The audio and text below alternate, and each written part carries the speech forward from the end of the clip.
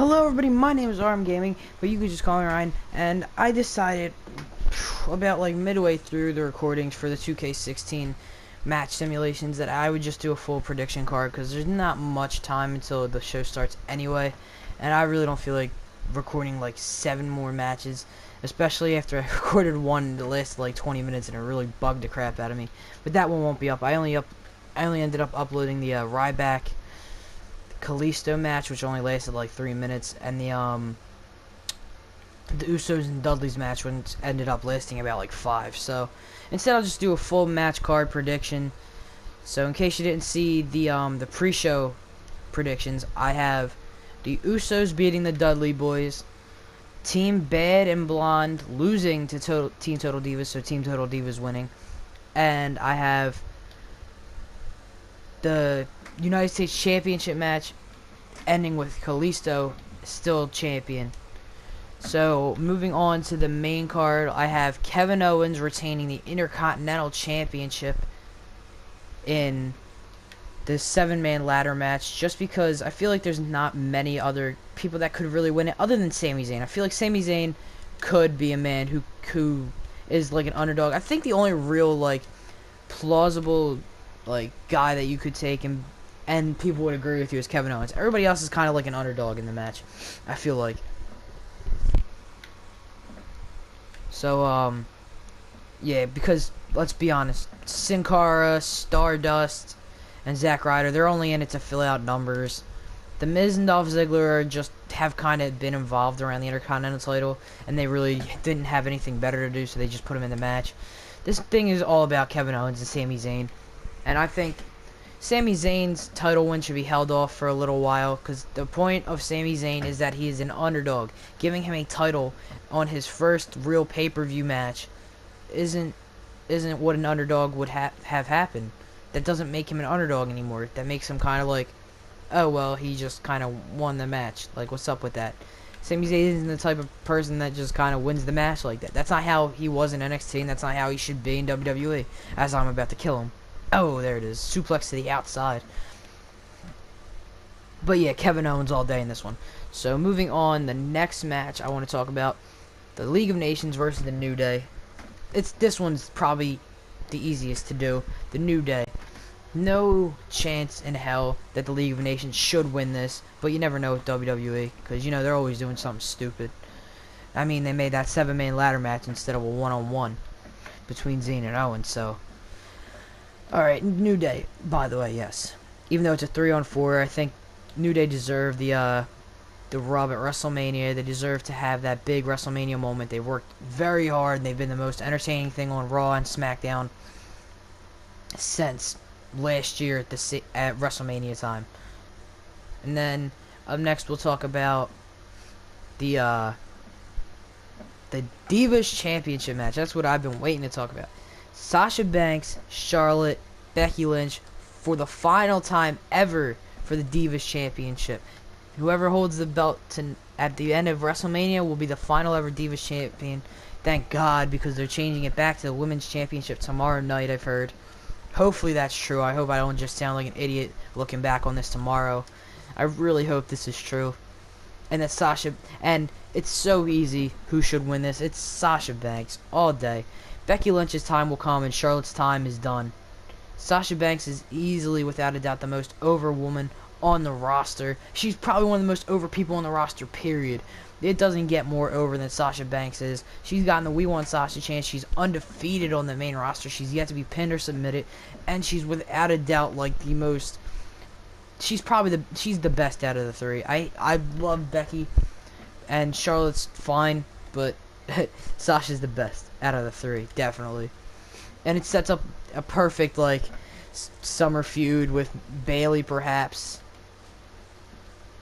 I just can't wait. It'll be awesome.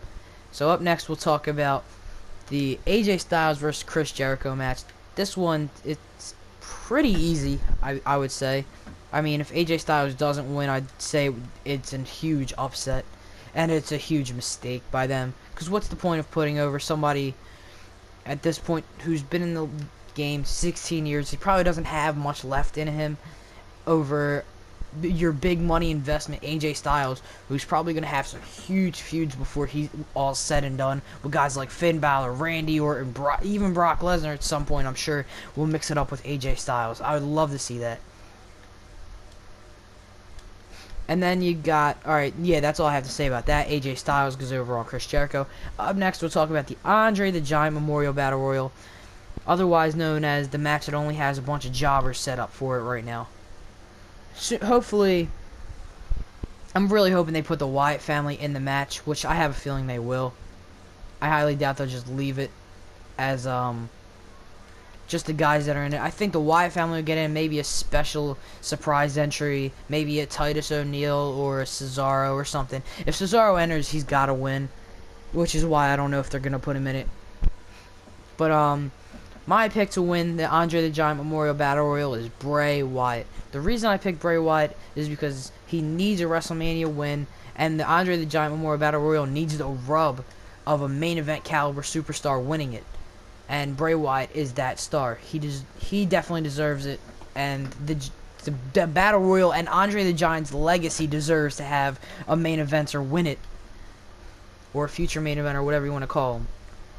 And Bray has kind of been pushed aside, I guess maybe because of injury, maybe because they just don't know what the hell to do with the man.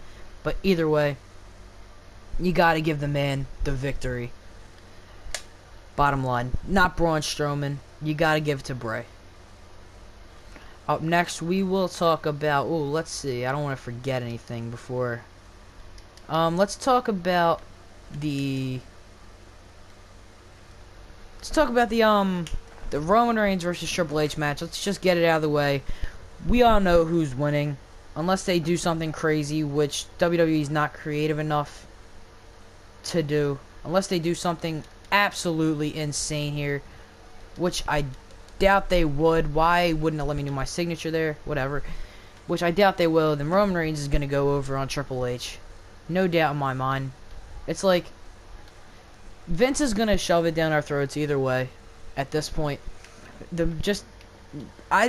thing I hate about the whole damn thing is that a couple months down the line, the same people who are booing him right now, like there's some people who boo him right now that'll cheer him, and that's not doing anybody a favor. That just confuses the writers. It confuses Vince because it makes him think that, hey, these people like him, and then you turn around and boo him.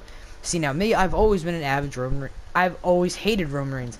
Since Survivor Series of 2013, I've hated Roman Reigns. I've always booed, and I always will boo. I'm not going to change my mind, and that's fine. I think that's better than somebody who cheers him sometimes and then boos him at other times. Like, I was there in Philly the night that he won the title, and like, I would say 75% of the crowd was cheering him, and I was like, okay, is he changing fans' opinions? I mean, he's not changing my opinion, but he's changing other people's opinions, and I thought he might be.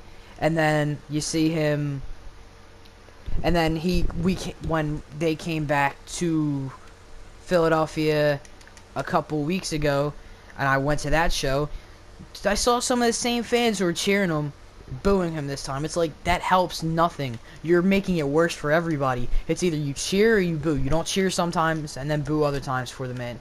You're hurting him worse than the creative team is, and they're hurting him pretty damn bad. Sami Zayn, get in the ring and stop the Miz. Holy shit. Sammy, I give up. He just won. Sammy, you dick. Thank you, Jesus. Anyway, yeah, back to it. Yeah, Roman Reigns is gonna win. Anyway, after that little rant on some of the stupid crowd members who decide to cheer him sometimes and then boo him other times. It's like, make up your mind. It's like, you're not doing anybody a favor by cheering and then booing and then cheering and then booing. So yeah, Roman Reigns goes over easy. Up next, we'll talk about Brock Lesnar and Dean Ambrose. Now, I think Dean Ambrose should go over, but I think Brock Lesnar will go over. Let's just get that right out of the way. Dean Ambrose should definitely win this, but I have a feeling that they want to keep the whole Beast Incarnate thing going a little longer, even though he hasn't really looked the same since what's it called? Since a couple of losses in a row. I don't know, Hell in the Cell he looked dominant again against Undertaker, but they just make him look like he's lost more matches since he beat the Undertaker than he won. Since he beat the Undertaker at WrestleMania, I'm saying. I'm pretty sure. Like, he lost to he beat John Cena, then he lost to John Cena by disqualification. He won at the Royal Rumble in the Triple Threat, then he lost at WrestleMania in the Triple Threat.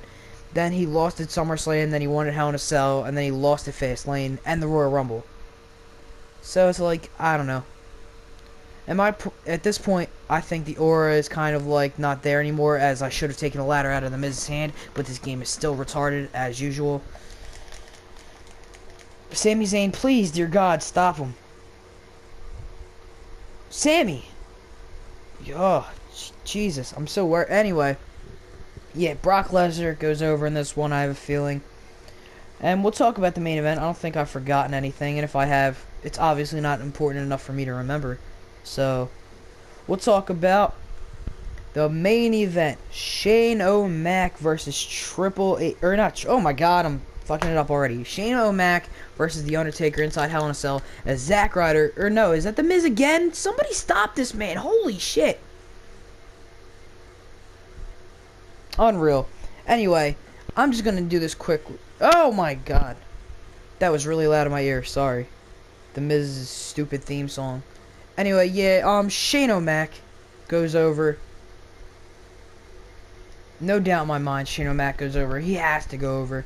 Maybe it could be by interference, or it could be by Shane O'Mac just jumping off of something crazy. Either way, Shane McMahon's got to go over. Thank you everybody so much for watching, because I really don't want to hear the Miz's theme song anymore. I don't even like the fact that he won, because Sami Zayn would never stop him from going up the ladder. So, thank you all so much for watching. If you enjoyed, make sure you absolutely wreck that like and subscribe button. I'll see you all next time. This actually discusses. This just, oh God, rematch. I don't even want to see the Miz stop. I'll end it once, like it's on. Okay, there we go. Bye.